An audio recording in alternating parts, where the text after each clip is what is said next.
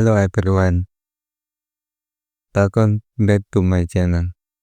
Today I want to continue challenge myself to reading and speaking article on Medium. So let's go. The article is called GenAI Rhetoric in the Posthuman Era from Sebastian Williams, PhD. When AI generates text, one of the first questions to emerge is who is the author? Are you the user of the author? Is it the algorithm that produces the text? Are you co-author with Gen AI? Our conception of the author and authorship are born by humanism, a historical fact that has important moral, legal, and economic implications. In the past, we assume humans are repeatedly autonomous, rational beings, and humans alone can alter text. But what happens when we consider them more than human? The idea that text production is set by the non-human world. In reality, literary scholars and rhetoricians have explored similar questions for decades. For example, French critic and philosopher Roland Barthes described the death of the author in his eponymous essay La mort de l'auteur, 1967. He writes, "We know that a text does not consist of a line of words, realizing a single theological meaning. The message of the author got, but is a space of many mentions, in which are with the and constant erosion of writing. No one of the wins is original. The text is the tissue of situation resulting from thousands sorts of culture." For Barthes, text evokes weaving like textile.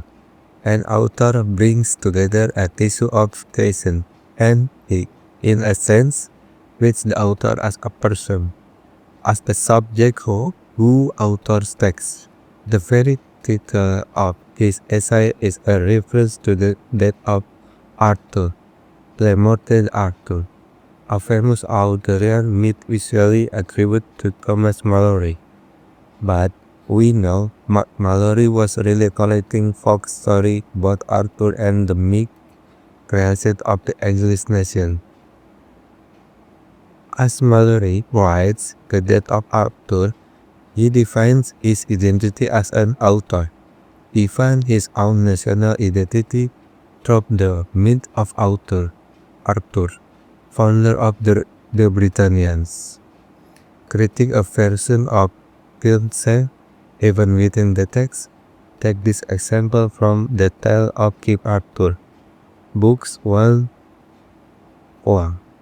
For this was written by Knight prisoner Thomas Mallory, that God sent him with recovery. Mallory is a figure in the text, a Knight prisoner who, in reality, we know very little about today. The point here is that Barthes describes a feature of text that we often ignore. The author is a social contraction, more so than a reality. Authors edit or weave together thousands of citations from the culture around them. What we are experiencing now, in an era of easily accessible generative AI, is a consequence of that reality. And we may need new framework to understand how text work in the post-human era, especially since authorship is such an important part of our social world. Nothing has really changed about text except the tools we use to create them expose an underlying truth about text production. Author functions or author as a contraction. It may seem odd to say that an author is socially unstructured. After all, didn't the Lawrence really exist? Didn't he really write Lady Cartwright Lopen? Wasn't his work subject to an obscenity trial and labeled pornographic? Didn't he face real consequences for writing the novel and reap rewards or at last time? The answer to each of these questions is yes. But the notion of an author wasn't always what it is today. Authors comes to us through humanism or following the Ehrlich term. At last, how we use the term author today. For Michael Foucault, this is because the author serves as social functions. We know, for instance, that scientific discourse began to be reserved for himself. In the anatomy of an established for always redemonstrable truth. 2.2. A scientific text, like a term, didn't need an author. It was simple a discovery of what is true in the world. In fact, even today when teaching citizen practice, I note that most citizen style do not require you to cite well-known theorem or proof. You don't need to give credit to your source in the case, but literally discourse exemplifies the individual, the notion of a discrete, autonomous, free-floating person. Author can own ideas and consequently they can be liable and punished or termed. The author is a function of an ideology. They make us believe we have control over the world and the realities we perceive. Authorship also makes the idea of intellectual property seem more real. In other words, authors fit in well in liberal, capitalist societies because they let us turn our dreams and ideas into assets. The author also concerned in a way to let us talk about originality and authenticity. To fet ourselves on the back about how distinct and unique the human is because of our reasoning capacity. Foucault, a historian philosopher, always seeks to discover how power operates. In an author, he asks, what difference does it make who is speaking? And he concludes that this is perhaps at the root of this question about who or what an author is. We didn't always conceive of author this way. So why did we start? And what purpose does it serve? If Foucault were alive today, he would certainly raise the question again. What is an author? He might respond that the crisis caused by GenAI, in terms who owns what illustrated that author is not as stable in idea we all thought it was. Posthuman text. Finally, what we perhaps need now is to adopt a posthumanist way of seeing text.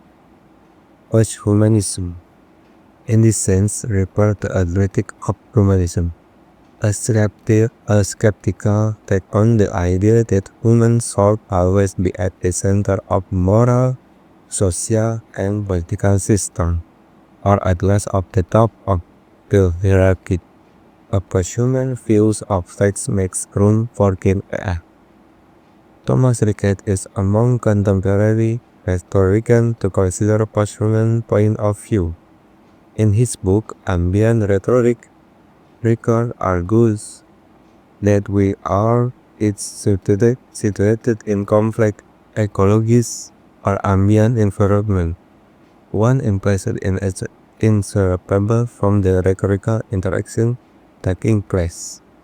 He notes the tendency of rhetoric to assume the intent of the speaker or author, but this denies the realities that our perspective often emerges from our situated.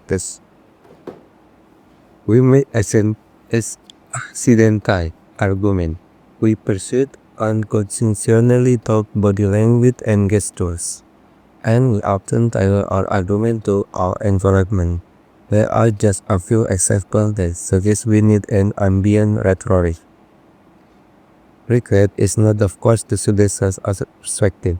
I've been some similarities between ambient rhetoric and Jenny and Bauer working on rhetorical ecologies.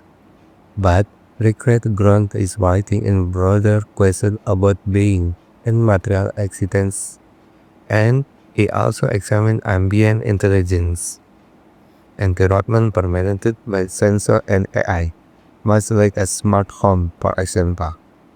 For Ritzker,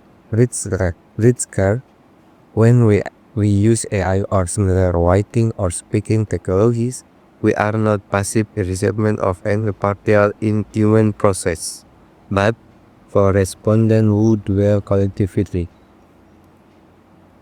This idea may make this idea may make you uncomfortable. How can I dwell affordability with AI when it's written my job? How can AI capture that human spirit and genius when it is simple as tactical parrot of what other people have written? I think posthuman rhetoric allows us to see that we have always created text from our environments, and we have never really been the sole author of our ideas. To clarify, human creates text very differently than Gen AI, and in many cases, we may never want to replace human writing with AI writing. But it's also dishonest to suggest that only humans can make meaningful text, or that human authors have some intangible spirit of genius then AI doesn't have. In sum, humanism has created an image of the author as a monk-like writer walking in solitude. But as posthuman develop, we learn more and more that authors are more like weaver who feather fabric together like a textile. Okay, that is the article. Sorry if my speaking English not good. And I want to summary the article and sis. The article explores how the generative AI challenges for traditional idea of an author. Historically, authorship was rooted in humanism, the belief that autonomous rational humans alone could create text. Thinkers like Roland Barthes, the death of the author, and Michael Foucault, what is an author? Argued that an author is more a social contrast than a fixed reality. These are woven from cultural citizens and that authorship serves social, legal, and economic purpose such as define intellectual property. With GenAI, this underlying threat becomes more visible. Texts have always been co-created with influence beyond the individual. Posthumanism, which critiques human-centered thinking, offer a framework for understanding this. Scholars like Thomas Recret suggest we are always creating in ambient ecologies, where environment, technology, and other factors set our work. The takeaway AI doesn't erase human creativity, but force us to rethink authorship rather than celebrating genius. author are Weber's intelligent comments, cultural angle, non-human AI trees into the fabric of text. So maybe the big question isn't can AI work quite like us, but were we ever writing alone in the first place? If authors are really just waking up idea from puncture, story, and now AI, then maybe it's time we reimagine what creativity means in the posthuman era. Thanks for watching it. Thanks for watching. If you enjoy this breakdown, hit like, subscribe, and share your thought in the comments. Do you think AI can be a co-author? Or shall writing always stay purely human? See you in the next one. Bye bye.